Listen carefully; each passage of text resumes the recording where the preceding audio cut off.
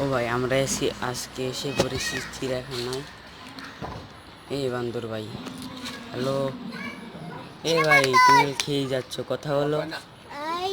বাইরে তো খালি খাইতেছি, কথা তো কইতেছ না ভাই। আচ্ছা বাদ দাও।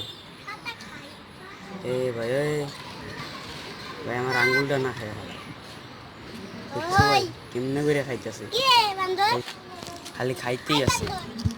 এবার আমি আপনাদের দুইটা বান্ধবী একসাথে খাওয়াই দেখি।